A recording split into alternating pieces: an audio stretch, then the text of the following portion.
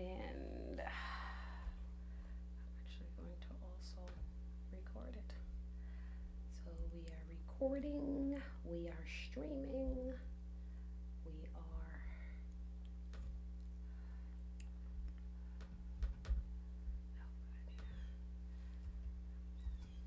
I need to make sure that I double share. So we are gonna get started in just like literally like a minute. Okay. We are live right now, so just so you know. We are live, but it's live radio, so we can do unofficial stuff like this. That's great. This is a really exciting time to be in media. It's amazing how accessible it is. I know. Well, you know, now online news and social media news is the real news. Wow. Because you actually get to hear from real people as opposed to scripted stuff. Mm-hmm.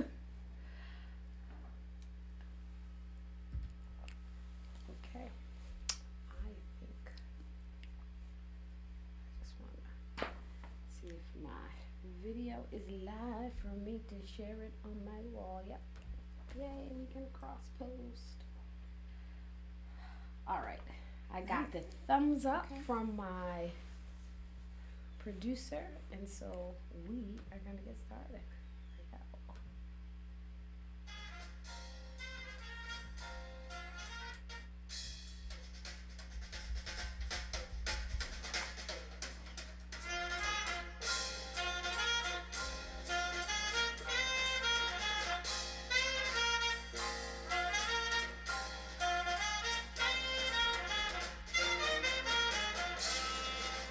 Good morning. You're listening to WNHHLP 103.5 FM, New Haven's home for community radio. I'm Mubaraka Ibrahim, and this is Mornings with Mubaraka, and I want to welcome you to the show. So, welcome everybody, and if you are tuning in, welcome to your Wednesday morning voice. We are live on 103.5 FM, New Haven's home for community radio. And we are live on TuneIn Radio. We are streaming live from the Beaver Hills section of New Haven, Connecticut. And it is a winter cold morning. I don't think the season really knows what it wants to do. Like yesterday it was winter in the morning, and then it was spring by the afternoon. Right. It was like so crazy. So, but we are here and we are happy, and we're going to talk about passion, purpose, and life, and all that other good stuff. I'm excited to be here. We have Anna Blanding with us this morning. Thank you for joining me, Anna. Thank you for having me. Awesome. So, we are going to talk about a little bit of letting go of control when life throws you a curveball, and how you can not just survive it, but thrive within the challenges. Wonderful. So Anna is an investor and currently a resident of Hamden, Connecticut, with her husband Garfield and their two children, Daniel and Gabrielle. In 2016, Gabrielle was diagnosed with Angelman syndrome, a rare neurogenetic disease. Anna's life quickly expanded from deploying capital to navigating the healthcare system as an advocate for her daughter. She currently serves on the board of the Angelman Syndrome Foundation, where she is privileged to play a part in finding treatments and cures for Angelman syndrome. Anna's previous experience is in managing alternative investments for Choate Rosemary Hall and the Annie Casey Foundation. She received her BA and MBA from Yale University. She's passionate about improving the lives of women and communities of color through access to capital, and works with CONCAT to revitalize the Dixwell neighborhood in New Haven, as well as serving on the board of Capital for Change, a community development financial institution. Anna is proud to be an inspiring capital fellow in New York City. So Anna has an extensive resume, so it wasn't like you were just sitting home twiddling your thumbs and you're like, oh, this thing just happened, right? So you were busy, you were working, you had a kid already. Right. You had Daniel in 2011? Yes, had 2011. And then you got pregnant with Gabrielle in... Yes, it was in 2014. In 2014, got pregnant with Gabrielle. And it was a difficult pregnancy. Tell me a little bit about that. It was a very difficult pregnancy. At about 22 weeks gestation, the doctors thought Gabrielle was coming. I was going into preterm labor, and the doctors thought she was probably going to be coming within a day or two. And so they gave me steroid injections for her lung because they thought for sure this baby's coming immediately. And they put me in the hospital. And she did not come that day. She did not come the next day. And I ended up staying about 60 days in the hospital while I was on this strict bed rest because they, make sure this baby did not come. And miraculously, Gabrielle lasted until 40 weeks. And so we thought that we had a miracle and that we had escaped the crisis. And we were very happy to have this beautiful bouncing baby. And throughout your time in the hospital, as your pregnancy was progressing, were they monitoring for any illnesses or any genetic changes or anything during that time? They were not. That was not a concern at all. There was a concern about her actually making it to term, but there was really no concern around any, post-term illnesses or anything. So tell me about the first year of Gabrielle. And I have to say, so I've known Anna for several years, and also, of course, follow each other on Facebook. And I can remember when throughout that first year or two of Gabrielle, every time you would post a picture of her, I'm just like, it is something about this baby that just makes me so happy. Right. And I think I commented one time on your page, she just has such joy in her face. Right. And I remember, I don't know if you remember this internet exchange, and you were saying how people say that to you a lot. Like they did. She really has kind of like exudes this joy when you see her. Right. So tell me about her, like her first year. Her first year, she was this perfect baby. And so we were just so thrilled that we had, made this, gotten through this difficult pregnancy. And her first year, she was this, as you said, this bouncy, giggly, smiling baby. And we thought she was perfect. I was able to take her to board meetings with me. She would not make a peep. Little did I know that was a hallmark of Angelman syndrome. But what you talked about, the laughter and the joy is also a hallmark of the syndrome, and we did not know that then. And we realized in her first year that she was always happy, always smiling, always kind of this great laugh that she has. And around 9 months, we realized that she was laughing, but she was not making any other normal baby sounds, no cooing, no gaga, goo goo. And we took her to the doctor. And she didn't learn how to say mama, dada. No, she did not. So besides the laughter, she was just silent. And we began to be concerned that this baby she's too silent. And around her 9-month checkup, we decided to go to the doctor when we talked about it. And the doctor said, it's probably okay. She just might be just a little bit delayed on speed, but it'll come. Don't worry about it. And then at her 12-month appointment, we said, we were really getting concerned. Now she's a year old and she's still not making any sound. And she also was having some delays in her crawling and things like that. And that is when we decided to get her assessed in an agency called Birth to 3. It's a state agency for Connecticut that assesses children 0 to 3 to see if there's any type of delays. Okay. And so what are some of the initial tests that they gave her along the way? So when we had this, so at this point in time, we still thought things may be fine. And so the Birth to 3 agency, they came out to the house and they assessed Gabrielle. They did, basic exercises with her. They did some, maybe having her stack blocks and just different things that you do with a 12-month-old child. They then came back a few weeks later and they told us that Gabrielle is not only delayed on her speech, but she's delayed in everything. So every single metric, her gross motor, her fine motor, her cognitive abilities, everything, she was severely delayed. And we were completely stunned. We were not expecting that at all. And so that then began, so we knew that she had these very this serious delay, but we didn't know what was causing it. And then we began to kind of just follow this probably a year-long trail of just figuring out what was going on with her. We went to different specialists. We realized that she had vision problems, so she began to wear glasses. We also began to realize that she was not able to hear, so she had a lot of fluid in her ears. So we got ear tubes in her ears, and it was like this constant just going after doctor after doctor and visit after visit, and getting more bad news after the other about this. They were just kind of checking off symptoms along the way. Right. Okay. Yeah. And at what point did you actually get a diagnosis? So we happened to come up on a very amazing neurologist in New Haven.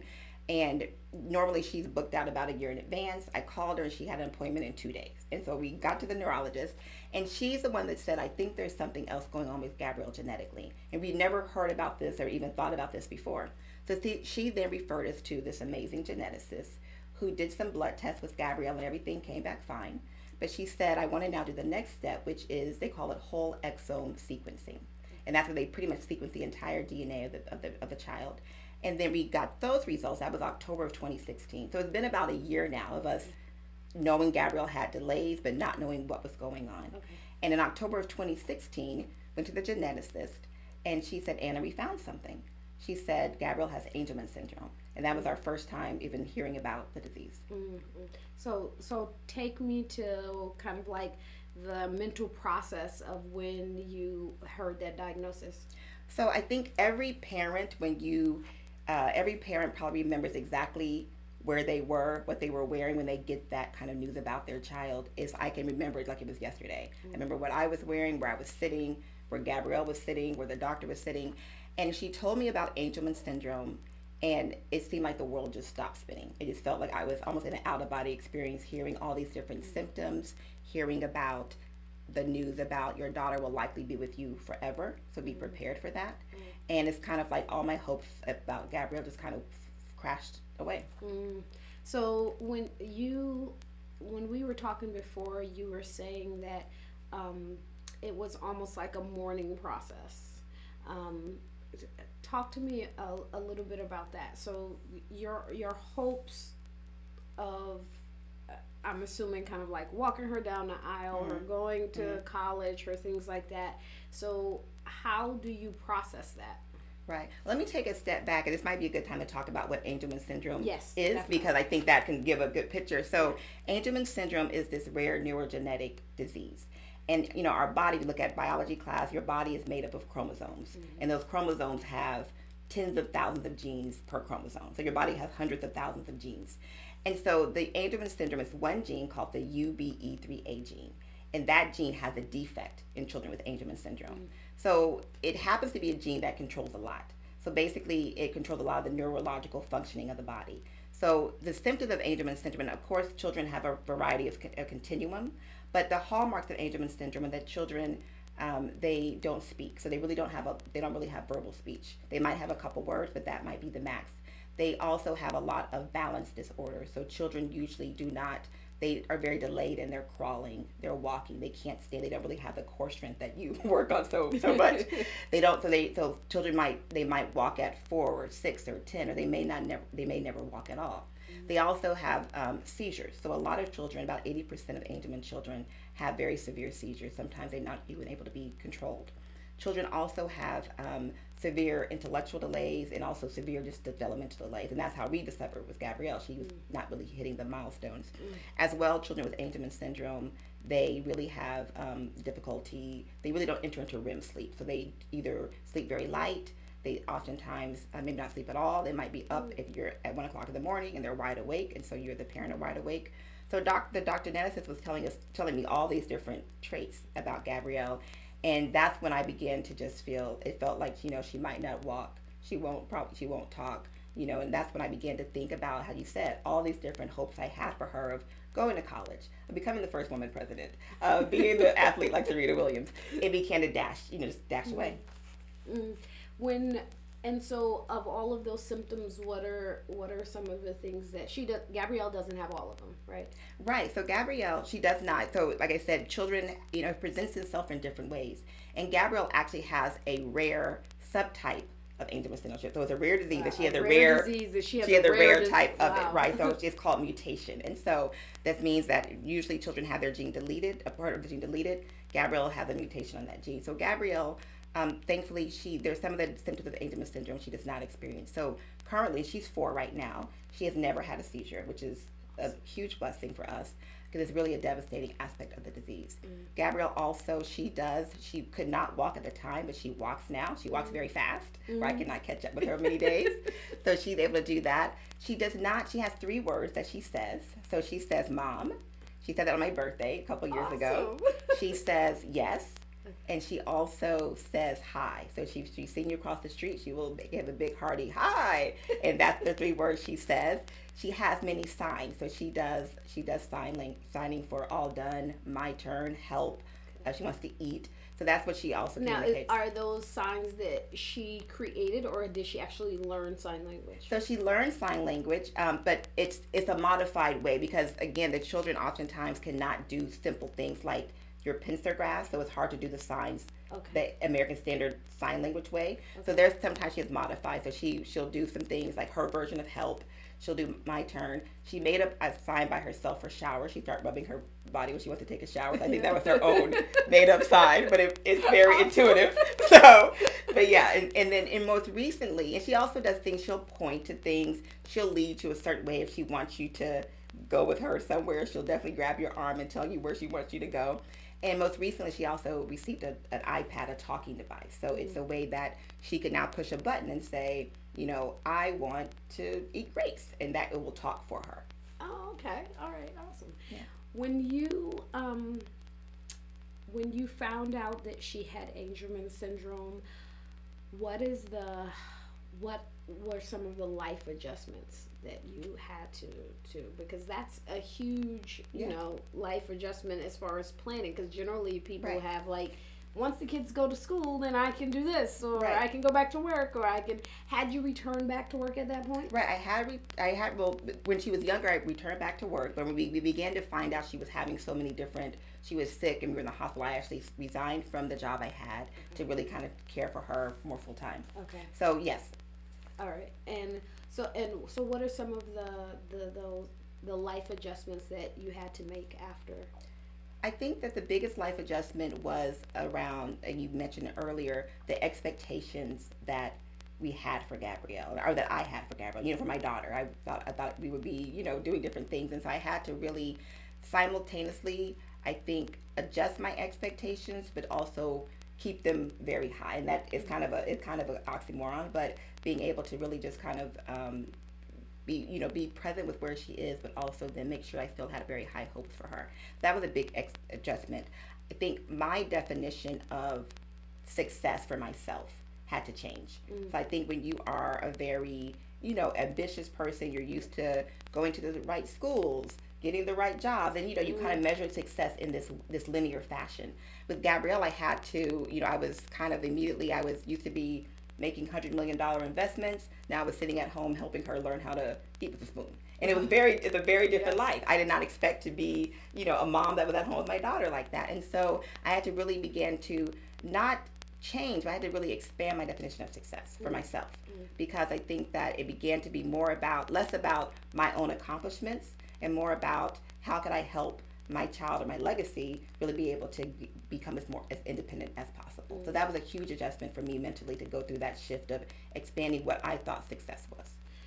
So so in my mind, I'm thinking, how do you create that kind of like, I guess, balance of being present and understanding where she is and setting expectations that are high but not too high, that's going to kind of like, that's unrealistic. How do you find that balance? Because I have normal or undiagnosed kids. I don't want to say normal.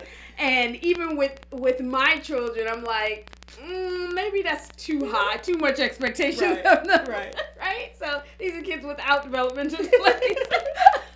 So how do you find that balance? So I have a bias here. So I'm actually an extremely optimistic person. And I have very high hopes for Gabrielle. And so I think that I really have not, once I began, I'll take a few things, take a step back. Gabrielle, what I saw with Gabrielle immediately is that she has the hardest work ethic of anyone I've ever seen before in my life, adult or child. And so, for example, with the walking, the doctor said she might not be able to walk, But Gabrielle wanted to walk. And so there were times we would be on the sidewalk and she might take 50 steps and she might fall 40 times. And she just kept on getting up time after time after time. And so I think because I saw how much she wanted to do things, I began to say, there is no impossible. Like, the impossible does not exist to me. I really have a view that, she may get to it later than someone else, but she's going to get to it. And so the things there's, with the communication, with the walking, even something as simple as feeding herself. She couldn't feed herself. Something as simple as picking up a spoon, she didn't know how to do that, and now she can feed herself. She can drink out of an open cup. So I keep very high expectations for Gabrielle because she also has high expectations for herself. And I think she has this desire to do a lot. On Sunday, I saw Gabrielle. She was climbing this huge, probably 30, 40 feet jungle gym playscape at the park. And she just does it, and she gets down the slides. And so, so I have really high expectations for her. But at the same time, I think that what you're saying is about this thing about being present. So while I have high expectations, I'm able to still celebrate the small things and make sure that I'm not always thinking 80 years down the road, because my brain tends to go there. It's like, okay, gotta make sure we have $1 billion so we can care for her when we die. And so I have to make sure I can stay present in the moment where she is, but also plan ahead, but don't get too far ahead of myself. Okay. If you are just tuning in, you're listening to WNHHLP 103.5 FM, New Haven's home for community radio. I'm Mubaraka Ibrahim, and this is Mornings with Mubaraka.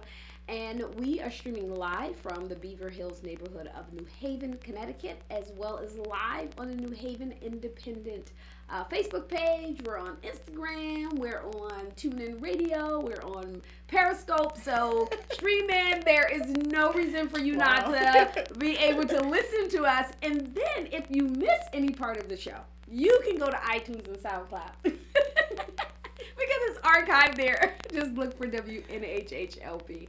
And we're talking to Anna Blanding today, who was blessed to have a child with Angelman syndrome. And we're talking about kind of like the journey through this so far. So that is that's really powerful how you said that you have these expectations and you plan ahead, but also try to be present. I think that we all struggle with that. Very much. That. I know I struggle with that all the time. Yeah. I want to do this. I want to do. Oh, but I gotta be here. I gotta be here. Be present. When you so talk to me a little bit about how does Daniel deal with Gabrielle, and how did he understand that he has a sibling with a disability? Right. So Daniel is he's 7 years old. And I will say that, for every sibling of a child with special needs, or the neurotypical sibling, I really think they are the MVPs of the whole situation, because they're little, and as much as it was an impact on me in my late 30s, imagine being 7, being able to process that. And so Daniel, and he was younger, I think he was 4 or something. And so with Daniel, he's a great big brother. He is really he's definitely very aware of Gabrielle and her limitations. He knows what Angelman syndrome is. In the beginning, I think we said it's simple. We said Gabrielle's brain is hurting, and we said something like simple like that.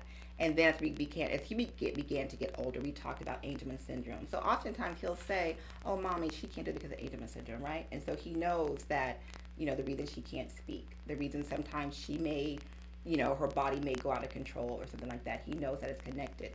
But he's young still, and so there's times, like I said, we have to have this balance with him, making sure that we, help him to still stay a little child. It's very easy as the healthy sibling to kind of, grow up really fast when you have a sibling who's sick. Almost like I have to take care of my sibling. Right. I have to be the parent. Exactly, right. And so we make sure that he's definitely involved. So there's times, like Gabrielle's first steps were because she was trying to get to Daniel. He's the one that said, "Gabrielle, come, get this ball." And she took her first steps to get to Daniel. So he's very excited when she does, makes a new sound. He's like, "Mommy, she said ba." And, he's just very excited. But at the same time, we have to make sure that we spend time with him by himself. We have to make sure that we talk to him about his feelings. So there's times Gabrielle may knock over something of his, or she may fling something, or something that she can't really help, and it can be very frustrating. So there's times we make sure that we give Daniel, space by himself to be able to not have to always be modifying things for Gabrielle. That he can play by himself in a room and she can't enter, to give him space to kind of build his Lego tower without her knocking it over. And we also do, like this year he started basketball, and that was a thing he did by himself. So he was able just to kind of be fun and be a child.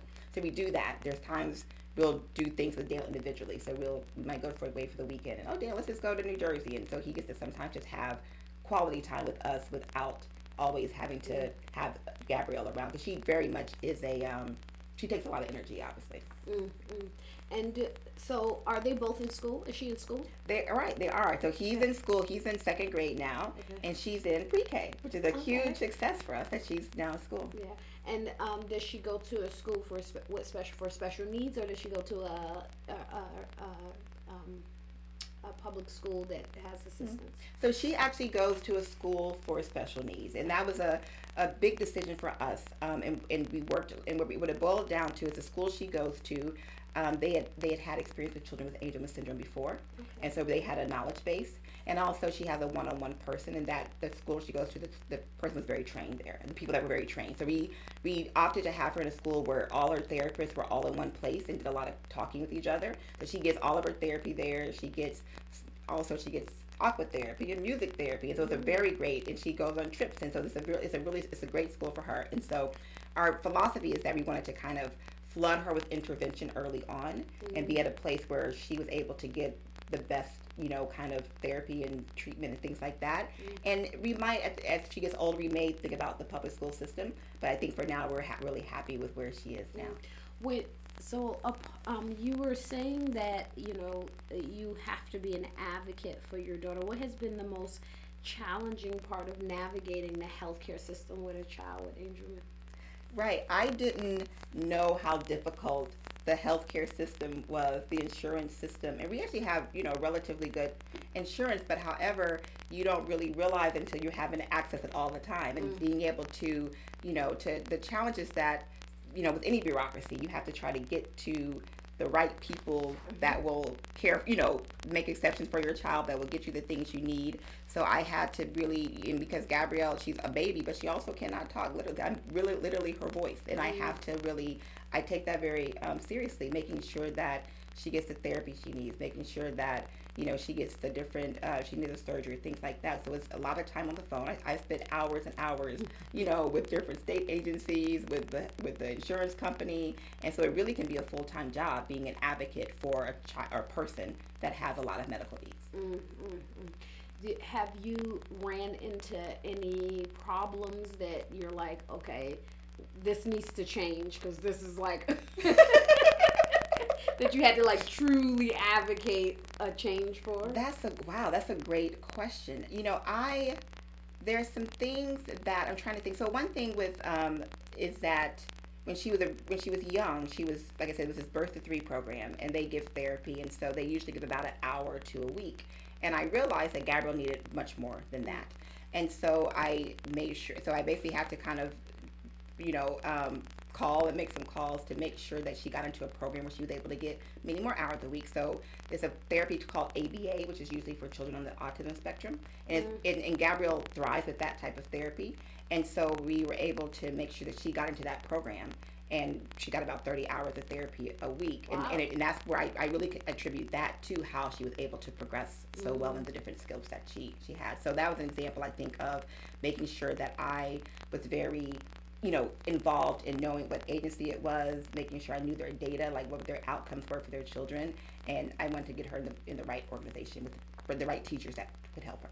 And how do you as a parent do research and say kind of like this is the type of therapy that she needs, or have you been guided through the medical professions? I've been guided. It's both. I think that I've definitely done a whole lot of reading, but I'm a firm believer in not reinventing the wheel. So so one thing I can say that I've learned from Gabrielle is about the importance of community. And we're on Facebook right now. I'm usually a very private person. I might share some basic pictures or things like that. But with Gabrielle, when she was diagnosed with Angelman syndrome, I shared that on Facebook. And it was very hard for me to do that, to share such a personal thing. But however, as soon as I did that, I had obviously a lot of support, people, praying for you and things like that. But I had a friend from college that said, oh, Anna, I have a friend in Texas whose daughter has Angelman syndrome, and he connected me to her.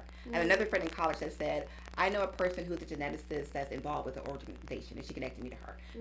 So I have been so blessed by having this amazing community of people. I think the Angelman syndrome community, I think it's the best community in the world, about, the parents, the researchers, the scientists, and everything we learn, we share with each other. And so I had a young child who was 2, but I have friends who have children who are 5 and 7, and they share everything. We share with each other. So I learned so much from other parents and, things they had learned on the way. And so I was able to kind of take a lot of that and use it for Gabrielle.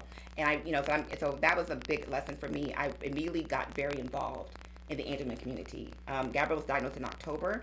I went to a conference in December. That was this national conference with all the Angelman researchers in the world and parents. And I was able to see what people were working on and meet families and meet doctors and meet researchers. And so it was extremely important for me to be able to do that. Okay.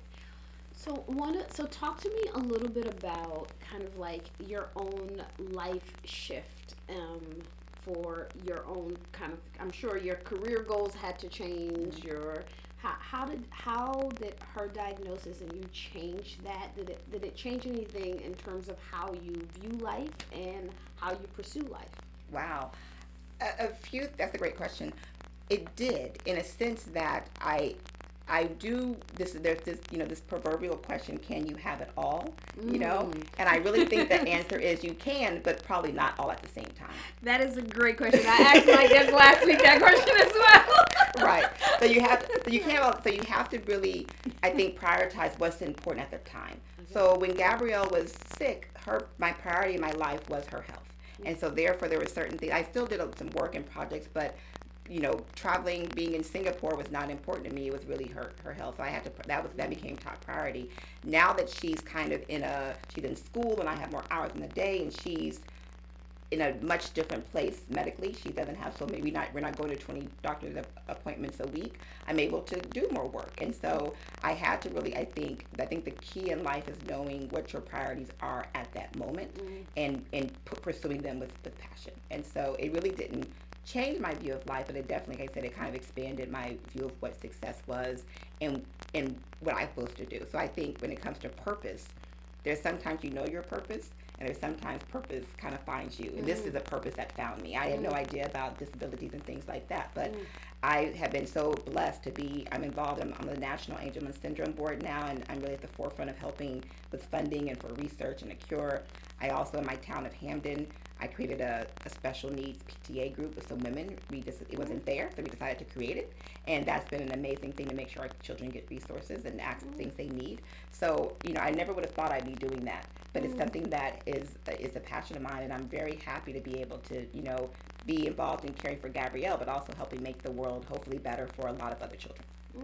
Wow, that's powerful. Sometimes purpose finds you. Yeah, sometimes purpose finds you. I love that. I love that. How do you take care of you throughout all of this? You're good. I'm not gonna be on the therapist couch. So that was probably my heart thing. I think I was so dedicated to Gabrielle. I would be up at night at 3:00 in the morning reading a medical journal to see if I could learn something about Angelman syndrome. I felt like if I don't do all these things, what's going to happen is I had to make sure that I took a break. And, to realize that, the saying of, I realized that, I had to be comfortable that my best was good enough, and not always realizing what can I do more. And so that was a learning for me, because I'm usually I want to be perfect and I want things to be the best. And so I had to take a step back and care for myself. And it's something that I say over the past year, I've really done that well, or much better. So let's say I will go to New York and go see a play and not be thinking about Gabrielle. I'm able to, this past, 2 weeks ago, I took a vacation, my first vacation by myself. Wow. And I went for 7 days, and I went to Texas and Oklahoma, and I didn't have any children, no husband. I was able to go and, I had some things to do, but I was able to be in a hotel. But you're from Oklahoma, right? I am. Yes. So I was able, so I was able to basically, go and just kind of like sleep for 7 days and not have to worry about cutting up somebody's toast or whatever, or mommy. So it was great to just kind of just rest. I didn't even know how tired I was until I started sleeping. Because children with Angelman syndrome, they're up a lot. So you're usually perpetually tired. So that was great for me. When you say up a lot, like she'll get up in the middle of the night like it's morning? Right. So most, again, because it's such it impacts this neurological center. So children with Angelman syndrome, they really don't go into a deep like REM sleep. Okay. So they'll be up at maybe they might wake up at 2 o'clock in the morning and they're wide awake and they're ready to go. Or they might. So the sleep is usually a big quality of life issue. Like the children actually staying asleep. So, if you look at myself and my husband, we're usually perpetually tired. We have our eyes are red because we're sleeping. How do you balance? So that begs the question about your relationship and how it affected your relationship. So do y'all like take turns at night? Like if she gets up tonight, it's her turn. Like how do you do that? So if you're a smart parent, you'll pretend like you don't hear, right? You'll say, I didn't know. The walls are padded, the door is locked, she's fine. Right, like, Garfield heard her today. I'm sleeping. So, no, but usually we do, a lot of times we take turns, and it's really interesting. A lot of times it's actually, because I sleep relatively heavy, and my husband sleeps lighter, so it's usually him that actually hears her in the night, so he's usually the one that does the nighttime duty with her. We do take turns a lot of times. I think when you're in a family, a lot of times you start playing roles. So I'm very good at the advocacy piece. I'm always having some new idea. Let's try this therapy with Gabrielle. Let's do this. Let's do that. I'm involved in a lot of the national things going on. My husband is very good at the day-to-day. So let's say he's very good at saying, okay, it's time to do her leg stretches at 7 o'clock. He's very good at remembering that. I'll be like, I'm working on something, and he'll remember those things. Like make sure he has her medicine, making sure that she does her PT exercises. So I think that's where we kind of balance each other out a lot. It sounds like that you're the big picture person and he fills in the details. Yes. That's a great yin-yang relationship. Yeah. How has it affected your personal relationship together with your husband? Right. You have to, I think with any couple, when they have young children, it's a thing about you're always with young children. And imagine having a disabled young child. So it's very time intensive. So, it's very easy to kind of be so caught up in between work and your children and medicine and doctors that you kind of forget about, let's go over to the movies or something like that. You feel like we can't do that. We can't have fun. So you have to be, we've had to kind of make sure that we're intentional around, let's say, spending time with each other and having conversation that's not related to Angelman syndrome and not related to the children and not related to something, business-wise. Was that intentional? Did you say, hey, we're not connecting in other ways? Did you have to do that intentionally, or did it come innate? First, I should say before that, how long were you married before you started having kids? Great question. We were married in 2008, and then we had a child in 2011. Okay, all right. Yeah, so three years. Okay, and so did that culminate, or was it something that you had to step back and say, okay, we need to be intentional about this? Right. I think that very few things come. You have to sometimes. I think very few things come, innate. I think you really have to have conversation and recognize what's going on. So I think being able to say, hey, we haven't really done anything fun, and being able to have that conversation. Or let's say if I've gone to 20 appointments, saying I'm a little tired, can you go to this appointment? So being able to kind of ask for what you need and making sure that both people are involved. Mm-hmm. And how does do you and your husband have extended family in the area, and how does that play in helping you? We do. We're very blessed. My husband went to high school in Connecticut. His parents are here in about 20 minutes. They're in West Haven, so very close to us. So we were very blessed to have grandparents that are wonderful with Gabrielle and Daniel. So oftentimes we can, they'll pick them up if we need to go somewhere. Let's say I was in New York yesterday, the grandpa picked them up. Or let's say for the weekend, they're able to, stay with them. So it's a blessing to have that extended family that cares for Gabrielle and Daniel. We also have a church family that has been super critical for us. We have people that are just basically, they're like family. And so Gabrielle and Daniel go to church, and Gabrielle, she's loved, and even her classroom at church, the teacher modified the curriculum for her to be able to make sure she felt included. She even had a little felt on the wall, and she had like disabled children on the wall. She bought disabled children for Gabrielle, and she does different things to make sure Gabrielle feels able to do things. So that was really important. Our church family, I can't even say enough how important that was to have people who you know have your back and who you know are, care for you and that are praying for you and thinking about you. So that was really critical as well for our emotional health. Well, that is, because it truly takes a village. It takes a village. Really, Right. I think that we use that as a kind of like a cliche a lot, but when, particularly in those times of the greatest need, where you see like it can't be a cliche. Like Right. you have the village steps up and it makes a world of a difference. Yes, for sure, definitely.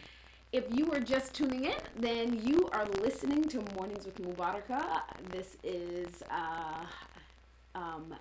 your Wednesday morning show on 103.5 FM in New Haven, Connecticut, streaming live from the Beaver Hills neighborhood of New Haven and live on TuneIn Radio. And if you are just joining us, we are talking to Anna Blanding, who is I like to call you a financial strategist. I totally made up that term. Like, I'm giving people titles. You'll be my marketing person, right? But today we're talking about her blessings of having a child with Angelman syndrome and the challenges, the blessings, and the lessons that go along with that. I have a niece who has autism, and we constantly describe her as the blessing and the lesson for our family. Yes. Because dealing with kids with disabilities can certainly be a challenge, but the lessons that you learn along the way, like even it's just really inspiring how you say how you recognize like how determined she was and how the work ethic that she had. And I think sometimes kids with disabilities, they get that kind of stuff get overlooked, right? Because it gets kind of like overshadowed by the things that they can't do as opposed to the things that they can do. So what is some of the advice that you can give parents that may be challenged with finding out their kids have a disability and a lifelong disability as well? What's some of the advice that you can impart on? That's the advice I would say. Number one is that ignorance is not bliss. So if you suspect your child has some type of delay, don't take a wait-and-see approach. Get them assessed so they can have the resources that will be best for them. So oftentimes, it's easy to kind of try to put your hand in the sand, but no, get them assessed. If they have this is on the autism spectrum, it's a rare disease, if it's anxiety, whatever, depression, whatever it may be, because the more tools that when you know what your child has, you're able to provide the tools for them. So I would say that's one thing is that because early intervention is so critical. And the earlier you can intervene and give treatment and therapy to your child, the better, whether it can be anything. So that's one thing I would say is that if you're on the fence, if you think, my child may not be quite where they think they should be, check it out. The worst that can happen is they say, oh, they're fine. So you will be, okay, it's no big deal. I just wasted an hour of my time. Yeah. But the best that can happen is that you actually figure out that something is going on and you can get your child to the proper resources. So that's number one. I would say for a parent, make sure you get your child assessed. Number two is my advice would be to, like I said before, make sure you have a growth mindset. So there's a lot of research about this fixed mindset and growth mindset. And so fixed mindset says, you're good at math or you're not, or you're smart or you're not. And so it's easy to say these, you could take these labels and say, okay, my child will never do this, that, and this. But a growth mindset says, I may not be good at math now, but I can learn to become good at math. Or I may not be able to walk now, but I can learn to walk. So that's the mindset I have, and I think that's really important. That when you have, it's easy to, especially this day and age of having Google, it's easy to see different diagnoses and read things and become very depressed. You're thinking, you hear the worst, and you hear the worst on the internet. So I would say that make sure that in your care for your child that you have a growth mindset, that you know where they're starting from, but you also that's their floor, is not their ceiling, and that they can always learn more. I think that as long as there's life, there's hope, and you can always, your child can always acquire different skills with the right resources involved. That's another advice I would give. The other thing I would say is that for parents, make sure that you have grace with yourself. I think that a lot of times, because it's your child and because they're so important to you, you kind of want to be perfect, you know? And so the reality is your best today, like my best some days may just be, I'm really sad and I want to cry. That may be my best. Some days my best is I can call 20 doctors and I could be a powerhouse advocate for my daughter. That may be my best some days. And so I think have grace with yourself that, you know, it won't be a linear success line. You have ups and downs, and just doing the best you can do. And like I said, when there's times you feel overwhelmed, that's okay. You need to talk to somebody, that's also okay. So make sure you make sure you know that, you know, it's a marathon, not a sprint. So you have to be perfect every day. You have to think about you're in it for the long haul with your child. Oh, that is excellent advice. Thank you. You're welcome. Thank you so much. I really enjoy. I have to say, this is on my list of best top 5 interviews. Seriously. Wow. I'm really happy. This is a passion. This is really the passion of my life. As far as children with Angelman syndrome and other rare diseases, that they get the treatments and cure, you know, research for treatments and cure. And, you know, it's, like I said, I'm really happy to be a part of the Angelman community. And we have, you know, like we even have a walk coming up in May, I think 19th is a Saturday at Cheshire. And so, you know, for people to be, you know, to raise awareness and money for Angelman syndrome. So I'm just thrilled to be here and, you know, thrilled that you would even let me talk about this issue. Definitely very important. If you want to know more about Angelman syndrome and some of the ways that you can help or you can learn more, then we will definitely link to it in the comments below this video, and you can get more resources. I want to thank you so much for coming. Thank you for having me. Thank you so much. And thank you for listening. If you have been listening on Facebook, go ahead and like it and share it and comment. And if you're listening on the replay, you can type replay underneath the video. I want to thank you for joining me, and I would like to invite you back next Wednesday as we talk to Lizette Martinez about finding your authentic voice. Wow. So you want to definitely tune in every Wednesday morning at 10 a.m. And you can find us where you're watching us now, wherever that may be, as well as the newhavenindependent.org. You can find the archived shows on iTunes and SoundCloud. And I would like to remind you, as I do every week, go about your week to be a voice and not an echo. That's wonderful. Have a great week. All right.